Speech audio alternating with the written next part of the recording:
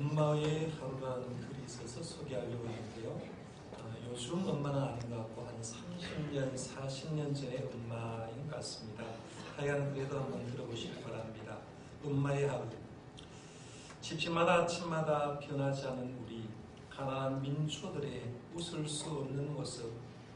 책가방 챙겨달라 아이들은 재촉하고 엄마는 가장 도시락, 아이 도시락 정신없고 한바탕 전쟁 같은 아침이 지나고 나면 엄마는 잠시도 쉴 틈이 없이 아이들 방 구석구석 청소하고 청소가 끝나면 세탁기 돌려 종류별로 구분하여 빨래 널고 좀 쉴까 하면 여기저기 전화 오고 엄마의 하루는 해도 끝이 없다.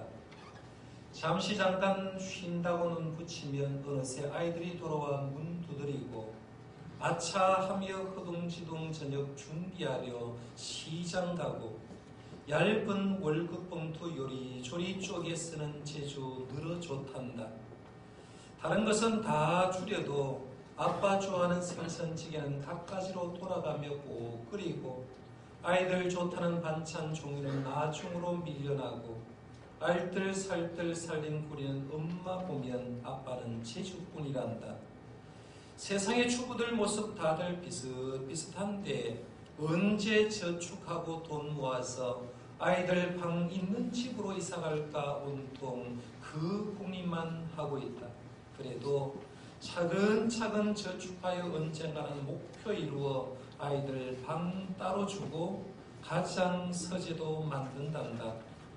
가난한 민초들 젊은 부부들의 소박한 꿈이 이루어지는 날 온 가족은 벅찬 기쁨으로 얼싸안을 것이다. 작은 소망 모두 이루어지기를 주변 사람들 함께 빌어주는 정 많은 내 고향 어르신들과 내 이웃 사촌들이 좋단다. 엄마의 하루는 요술 같은 하루이고 전쟁 같은 하루인데 그래도 보람찬 하루란다. 요즘 엄마하고는 조금 차이가 나는데 저희가 어렸을 때 가장 못 살 때 지켰던 엄마의 모습이 아닐까라고 생각해 봅니다. 오늘 우리가 이렇게 존재하고 있는 것은 우리를 위해서 헌신하고 열정으로 섬겼던 아버지가 있고 어머니가 있기 때문이다라고 누구나 다 인정할 겁니다. 그러면 영적인 눈을 들어서 한번 생각해 보는 거죠. 내가 지금 하나님의 자녀로 하나님의 아들과 딸로서 이렇게 평안하게 살 수 있는 것도 성삼위 하나님께서 열정적으로 나를 돌보시기 때문이 아닌가라고 한번 생각해 볼 수 있습니다. 오늘 성도로 교독한 이사야 62장 말씀에 보면 하나님은 예루살렘을 회복시킨다는 말을 굳이 얘기를 하면서 62장 1절 말씀 말미에 보니까 이렇게 말합니다. 예루살렘을 위하여 쉬지 아니하실 것인즉 하면서 하나님이 이스라엘 백성을 회복하기 위해서 쉬지 않는다라는 그런 표현을 썼어요. 시편 121편 3절과 4절에 보면 여호와께서 너를 실족하지 아니하게 하시며 너를 지키시는 이가 졸지 아니하시리로다. 이스라엘 지키시는 이는 졸지도 아니하시고 주무시지도 아니하시리로다 라고 말하면서 하나님은 이스라엘 백성 한 사람 한 사람을 그리고 이스라엘 공동체를 지키기 위해서 졸지도 아니하시고 주무시지도 아니하신다라는 그런 표현을 썼습니다. 고형원 씨가 작사 작곡한 물이 바다 덮음같이라는 CCM 가사를 보니까 첫 번째 가사가 이렇게 말했어요. 세상 모든 민족이 구원을 얻기까지 쉬지 않으시는 하나님, 이렇게 묘사를 했습니다. 이사야 말씀에도 시편 말씀에도 CCM 가사에도 하나님 어떤 분이냐? 하나님은 쉬지 않으시는 분이다. 졸지 않으시고 주무시도 않으면서 우리 하나님의 사람을 지키시는 분이 우리가 믿고 있는 하나님이다 라고 얘기합니다. 하나님은 이 세상에 있는 사람이 만든 우상하고 차이가 뭐냐면 하나님은 하나님의 백성을 지키기 위해서 쉬지 않고 우리를 돌봐주고 계시다라는 거예요. 그래서 그런 하나님을 한마디로 표현하면 어떻게 할 수 있느냐 하면 하나님은 하나님의 백성을 만들기 위해서 열정적으로 일하시는 분이다. 하나님은 열정이 넘치시는 하나님이다. 그래서 제가 오늘 설교 제목을 하나님의 열정이라 이렇게 한번 정해봤는데요. 우리 성삼위 하나님께서 우리를 하나님의 사람 되기 위해서 무엇을 하셨을까 한번 생각해 볼 수가 있잖아요. 우리가 성삼위 하나님, 성부 하나님, 성자 예수님, 성령 하나님이 우리를 위해서 뭘 하셨냐로 생각해 보면 먼저 성부 하나님이 해준 게 뭡니까? 성부 하나님은 우리를 하나님의 형상대로 만들어 주셨죠. 천하 만물을 다스리게 해주셨고 생육하고 번성하도록 해주셨고 매일매일 성부 하나님 우리를 재창조하시는 거예요. 새롭게 창조하시는 일, 성부 하나님이 하시는 일이죠.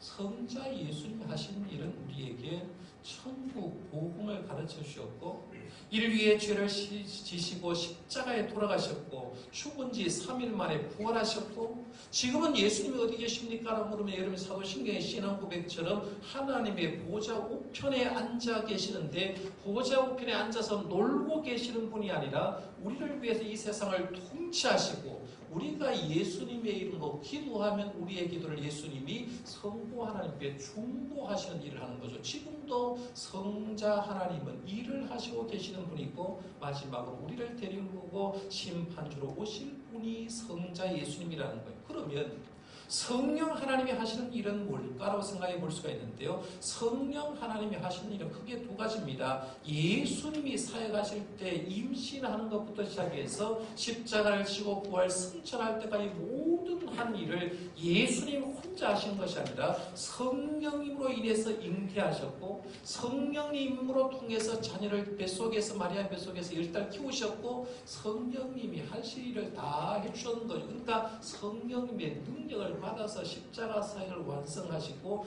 부활 승천하셨다고 볼 수가 있죠. 우리의 구원을 위해서 성령 하나님은 예수님의 사역에 철두철미하게 함께 하셨습니다. 그리고 성령이 나를 위해서 한 일은 뭡니까? 라고 물으면 성경 말씀을 깨닫도록 해주는 거죠. 여러분이 성경을 읽는데 성경 말씀 이해가 안 갔어요.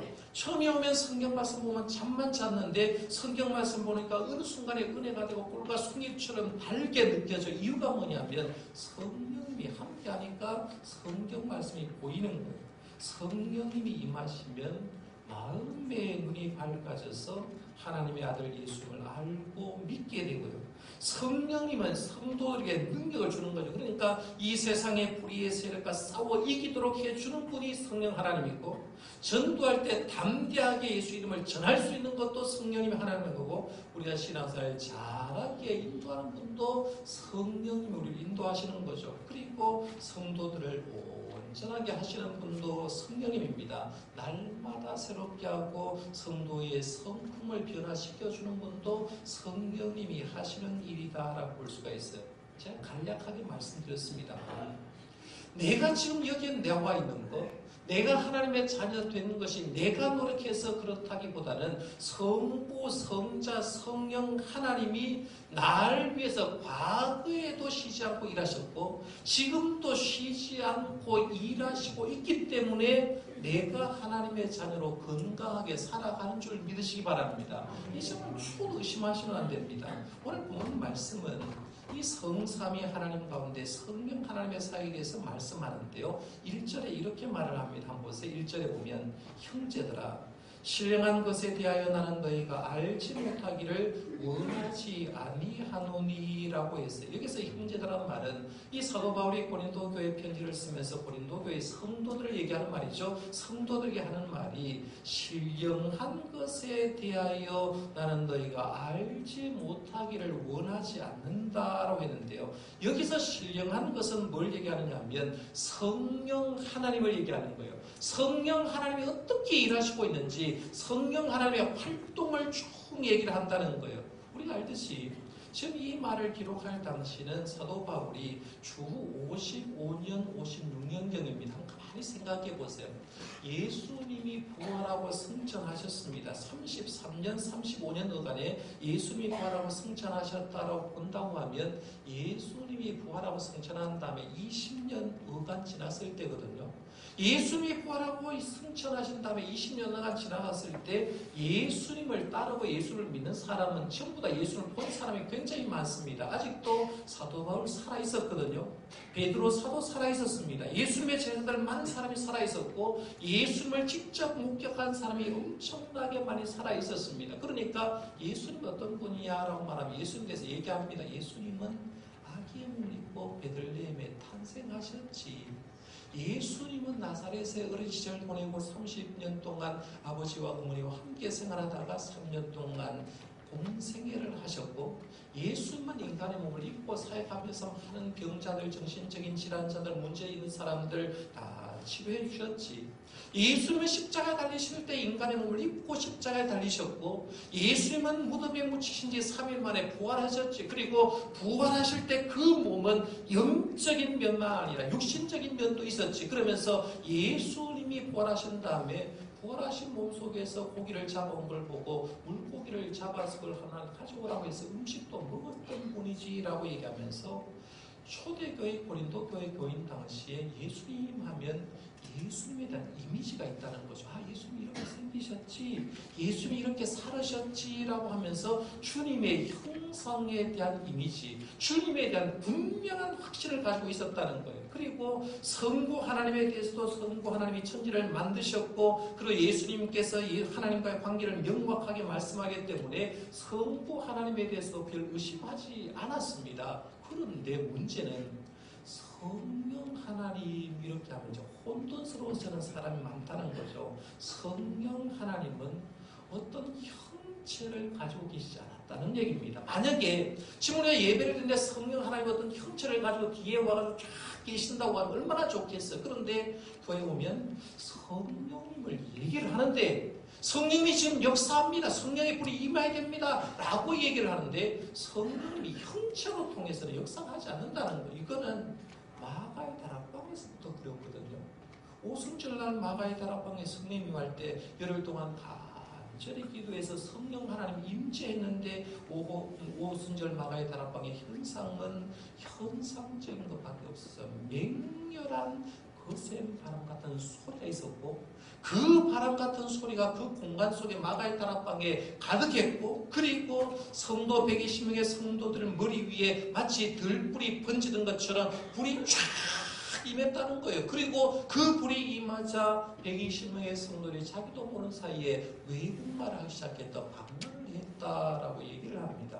중요한 건 성령 하나님이 역사를 했는데 성령 하나님이 오셨는데 그 성령 하나님이 어떤 형체를 가지고 오시는 게 아니라 현상 속에서만 나타났다라고 얘기하는 거예요. 그러니까 많은 성도들이 성령 하나님의 존재를 인정하기는 하는데 정확하게 어떤 식으로 임재했는지 그리고 성도들 가운데 성령 하나님의 충만한 역사를 경험한 사람이 누군지 얘기하기가 굉장히 힘들어졌다는 거예요. 그래서 이 성령님에 대해서 고민하고 있는 그들에게 사도 바울은 편지를 쓰면서 1절에 그런 말을 하는 거죠. 형제들아, 신령한 것에 대하여 나는 너희가 알지 못하기를 원하지 아니하노니라고 말하면서 너희들이 성령 하나님에 대해서 알았으면 좋겠다. 성령 하나님이 이런 분이란 걸 알았으면 좋겠다라고 하면서 성령 하나님에 대해서 쭉 얘기를 하는 거예요. 그래서 오늘 본문 말씀에 보면서 여러분 느껴야 될 게 뭐냐면 여러분 자신도 한번 생각해 봐야 돼요. 지금도 우리가 교회 보면 성령 하나님이 눈에 안 보이는데 성령 하나님 하거든요. 성령의 불로 우리를 내려달라고 얘기를 하거든요. 그리고 지금 시대가 성령 시대입니다. 성령님이 주도권을 가지고 있는 시대이기 때문에 여러분 성령 충만해야 됩니다. 이런 소리를 많이 듣고 있다는 거예요. 그러면 그 성령님이 나와 함께하는 증거가 도대체 뭐냐는 거예요. 그 얘기를 하는 거예요. 오늘 본문 말씀에 보면 성령님이 너희와 함께한다는 증거를 본문에 두 가지를 분명하게 제시합니다. 이 두 가지 여러분 찾아내야 됩니다. 첫 번째는 오늘 본문 말씀에 보면 뭐라고 하느냐면 성령 하나님이 너희와 함께한다는 증거는 예수님을 주님으로 고백하는 자는 다 성령님이 함께 한다라고 얘기합니다. 그래서 오늘 본문 3절 말씀에 그 얘기하죠. 그러므로 내가 너에게 알리노니 하나님의 영으로 말하는 자는 누구든지 예수를 저주할 자라 하지 아니하고 또 성령으로 아니하고는 누구든지 예수를 주시라 할 수 없느니라 라고 얘기합니다. 로마 제국의 4대 황제가 클라우디우스라는 사람인데요. 반유대 정책을 썼어요. 로마 시에 있는 유대사람을 쫓아냈습니다.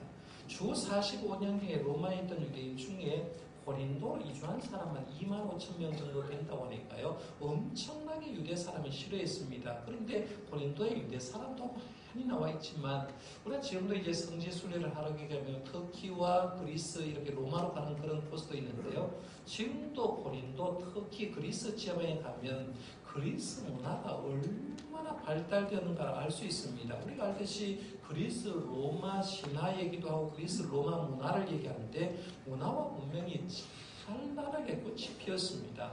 그러니까 그리스라고 얘기를 하면 그리스 로마는 우리가 알듯이 어린아이들도 그리스 로마 하면 신화 얘기를 합니다. 우상이 들끓었던 곳입니다. 이 그리스 고린도 같은 경우에도 작은 고린도에 신전이 몇 개가 있었느냐면요. 12개의 신전이 있어요. 12개요. 12개의 신전이 있었고 최소한 그 신전마다 뭐가 있었느냐 하면 신전에 여자 사제들이 있는데 좋은 말로 하면 여자 사제고 그냥 일반적으로 얘기하면 신전 매춘부라고 할 수 있는데 신전에 남자들이 오면 그 남자들과 성관계를 했던 그 여자가 있는데요. 한 신전에 많은 곳에는 1000명의 매춘부가 있었다라고 얘기를 하니까 이 고린도가 얼마나 우상이 들끓었는가 얼마나 성적으로 문란했는가를 볼 수 있어요. 지금도 여러분 전 세계 여행을 해보시면 알겠습니다만은 하나님을 믿지 않는 나라는요. 동네에 가다가 보면 우상을 섬기는 사당을 만들었거나 뭐를 만들어 놓은 걸 보게 되는데요. 이 고린도 우상이 들끓는 도시, 성적으로 문란한 도시에 사도 바울이 가서 전도를 하는데 기도 유스도라는 집에 들어가가지고 이방인을 중심으로 해서 1년 반 동안 열심히 복음을 전도했습니다. 열심히 복음 전도해서 고린도 교회를 만들었는데 전도받은 대부분의 사람이 이방 사람이 많았습니다. 그러니까 당연히 그 사람들은 전에 뭘 했던 사람이냐면 우상 숭배를 했던 사람이에요. 우상을 섬겼던 사람입니다. 그 사람이 사도 바울을 만나서 전도를 받고 성령 충만하니까 그들이 변화가 되기 시작하는데 2절과 3절 말씀에 한번 가보세요. 거기에 보면 그 얘기를 하는 거예요. 너희도 알거니와 너희가 이방인으로 있을 때 말 못하는 우상에게로 끄는 그대로 끌려갔느니라 했죠. 우상을 정리할 때 이렇게 했어요. 우상은 말 못한다. 우상은 말 못한다. 우상은 신이 아니니까 사람이 만들어 놓으니까 말 못한다라고 하면서 너희들 옛날에 복음 영접하기 전에 그렇게 끌려갔다라고 얘기합니다. 그러면서 3절에 이런 얘기합니다. 그러므로 내가 너에게 알리노니 하나님의 영으로 말하는 자는 누구든지 예수를 저주할 자라 하지 아니하고 또 성령으로 아니하고는 누구든지 예수를 주시라 할 수 없느니라 라고 말하고 있는데 여기 보면 고린도 안에 어떤 부류의 사람들은 예수님에 대해서 이렇게 말한다는 거죠. 예수 저주할 자다. 예수는 저주받아야 된다. 이렇게 말하는 부류가 있었다는 거죠. 그 부류가 누구냐 하면 예수를 안 믿는 사람, 이방 사람. 이방 사람들은 지금 사도 바울이 와서 예수님을 증거하는데 그 예수님의 말씀을 증거하는데 뭔 말 했겠어요? 예수님 하신 말씀 그대로 전했을 거 아니에요. 마태복음 5장, 6장, 7장 말씀 주님의 말씀을 쭉 전하는데 예수님의 말씀을 많이 들어보니까 파괴한 생활 하지 마라. 방탕한 생활 하지 마라. 그리고 예수 믿는 사람 높은 자든 낮은 자든지 섬기는 삶을 살아라라고 하는 거죠. 우리 예수님의 메시지가 그래요. 지금 시대도 마찬가지입니다. 우리가 예수님을 진짜로 제대로 영접하면 낮아지고 겸손하게 마태복음에 있는 것처럼 이 세상 사람과 반대로 가는 것이 예수 믿는 사람이다. 이걸 정의를 하고 있어요. 그런데 이 고린도에 있는 사람들이 예수 믿는 사람이 예수님을 소개를 하고 말을 들어보니까 이거는 자기가 추구하는 그런 삶과 반대하니까 이 사람들 입에서는 예수는 어떤 존재야? 예수는 저주할 자야. 리더가 될 게 아니라 예수 믿으면 삶의 기쁨도 없고 예수 믿으면 아무것도 없다라고 얘기하면서 예수님을 저주할 자라고 얘기했다는 거예요. 그런데 고린도 사람들은 예수를 저주할 자라고 얘기하는데 고린도 교회 교인들 가운데는 이방인이 예수를 믿고 그들은 입에서 이렇게 하는 거죠. 예수님은 나의 주인입니다. 예수님은 구세주입니다 라고 얘기하는 거예요. 황제 숭배를 했을 그때에 고린도 교인들은 담대하게 하는 말이 뭐냐면 예수님이야말로 나의 주님이요 예수님이야말로 나의 구세주입니다 라고 담대하게 얘기할 수 있었는데 그렇게 한 이유가 뭐냐는 거죠. 그들이 어떻게 그 시대에 예수님을 주시라고 할 수 있느냐. 이유는 성령님이 하게 했기 때문에, 성령님이 믿게 했기 때문에, 성령님이 담대히 말할 수 있게 했기 때문에 자신 있게 세상 사람들은 예수를 저주할 자라고 얘기하는데 오히려 예수 믿는 사람은 예수님이야말로 주님입니다. 예수님이 구세주입니다 라고 얘기하고 있다라고 얘기하는 거예요. 지금 우리 시대에도요, 우리 교회도 여기 마찬가지입니다. 성령님은 역사를 하는 거예요. 형체로 역사하는 게 아니라 현상으로 역사하는 거죠. 어떤 사람은 병 고쳐줬어요.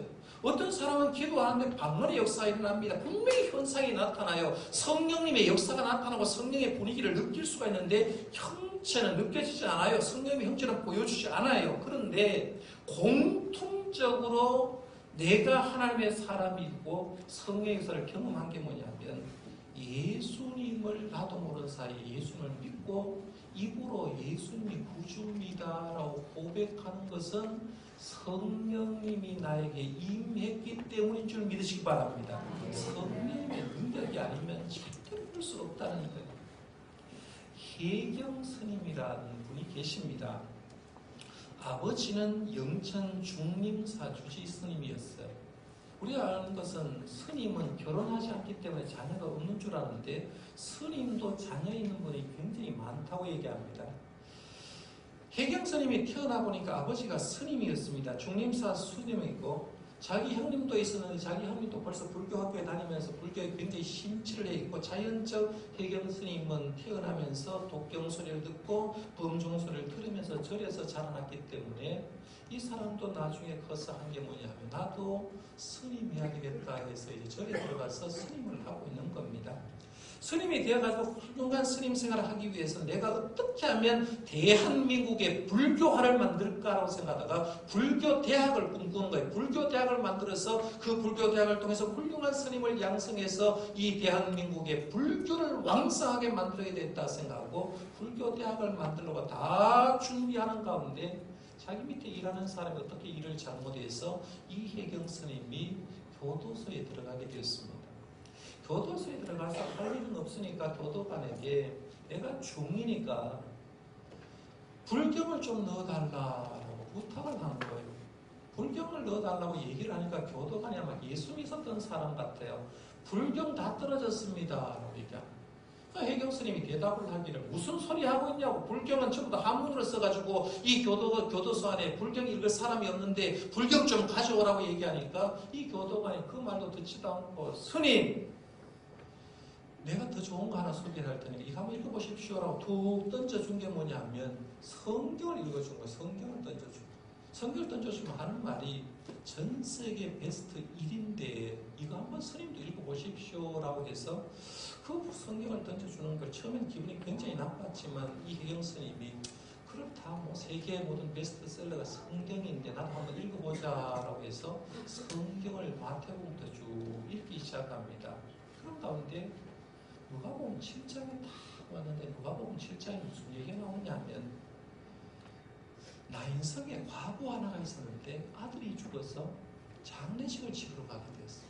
관에 넣어가지고 장례식을 치러 가는데 그 길에 나인성에서 장례 행렬이 나오고 예수님이 나인성에 들어가면서 장례 행렬을 딱 보고 예수님 멈춘 다음에 그 나인성 과부의 아들 죽은 사람 보고 일어나라라고 명령했더니만 죽은 과부의 아들이 일어났다는 장면을 완벽하다. 이유는 뭐냐면 불경에도 이런 얘기가 똑같은 얘기가 나오는데 불경에는 석가모니가 그 죽은 사람을 고치질 않고 죽은 아이를 통해서 이 세상 모든 사람들은 태어났으면 죽는 것이 다 원리다라는 고밖에 안 가르쳐 줬는데 예수님이란 분은 죽은 사람을 고쳐주는 걸 깨달은 거죠. 그러면서 그 순간 깨달은 게 뭐냐면 진짜 종교가 아닙니다. 내가 지금까지 불교의 스님 아버지 밑에서 태어나서 지금 스님이 되었고 한국을 불교화 만들려고 하는데 진짜 종교가 뭐냐고 했을 때 죽은 사람을 살릴 수 있는 능력 가진 예수님이야말로 진짜 종교를 믿어야 될 대상이라 생각하고 그때 마음이 바뀌어버립니다. 그리고 나중에 이 사람이 개종을 하게 되고 목사가 되었죠. 그 사람 이름을 여러분 잘 압니다. 김성화 목사입니다. 김성화 목사. 이분이 쓴 극락의 불납이라는 책을 읽어보면요. 이 사람이 어떻게 스님이 목사가 되었을까 가만히 생각해보면 성령님의 역사가 없으면 불가능한 일이라고. 한국의 석학이라고 이름했던 이어령 교수도 여러분 알듯이 딸의 질병을 얻기 전까지 한국에서 최고 똑똑한 사람이기 때문에 성경을 막 따졌어요. 인문학적으로 따졌습니다. 그래서 하나님을 믿지 못했습니다. 그런데 딸의 질병이 있자 자기가 절대자에게 고백할 때 내 딸만 하나님 고쳐주면 내가 절대자에게 무릎 꿇고 세례받고 하나님 백성 되겠습니다라고 해서 결국에는 75세 딸의 하나님 앞에 고침을 받고 75세 세례를 받고 지금 고백하는 말이 뭐냐면 이 세상에는 지성의 세계만 있는 게 아니라 영적인 세계가 있다고 말하면서 지성에서 영성으로라는 책을 낸 사람. 여러분 잘 아십니다. 몇 번째로 말씀드렸어요. 이유가 뭘까 하는 거죠. 성령이 역사하니까 전혀 그 사람이 그럴 사람이 아닌데 그 사람 입에서 예수님이 구주로 고백했다라고 말한 건 성령 하나님이 함께 했기 때문에 가능한 줄 여러분 믿으시길 바랍니다. 오늘 우리들도 마찬가지 아닐까요? 여러분 같은 사람, 때로는 방탕한 사람, 고집도 지질이 세웠던 나 같은 사람, 병들었던 나이도 많고 별 볼 일 없던 나였지만 성령 하나님의 역사하심을 통해서 내가 예수님을 구주로 고백하고 하나님의 자녀 되었음을 믿으시길 바랍니다. 오늘 본문의 첫 번째 그 얘기하는 거예요. 두 번째는 내가 성령 하나님이 나와 함께하는 걸 어떻게 알 수 있느냐 하면 내가 하는 일이 다른 사람에게 유익을 주고 있는지를 알면 내가 유익을 주는 사역을 하는 사람은 성령의 사람이라고 얘기합니다. 7절 말씀 한번 보세요. 7절에 보면 각 사람에게 성령을 나타내심은 했죠. 그 다음에 유익하게 하려 하심이라 했어요. 여기 보면 성령님이 분명히 역사한다는 거예요. 각 사람에게 분명히 성령님이 역사하는데 성령님의 역사하는 걸 알 수 있는 게 뭐냐면 그 사람을 통해서 남을 유익하게 하는 삶을 사는 사람은 자기 힘으로 되는 게 아니라 성령의 사람이라고 얘기를 하고 있는 거예요. 오늘 말씀을 보면서 여러분 제가 오늘 본문을 쭉 읽었는데 은사에 대한 얘기가 나오잖아요. 은사에 대한 얘기가 나올 때 아마 이 본문을 보면서 이렇게 봤을 거예요.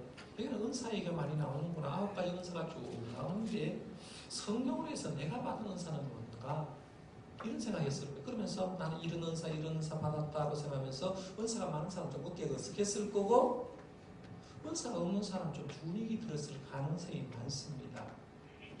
근데 사도 바울이 지금 은사를 소개하는 이유는 은사를 쭉 나열하면서 네 어떤 은사 받았지? 네 어떤 은사 받았지? 따지려고 하는 게 아니에요.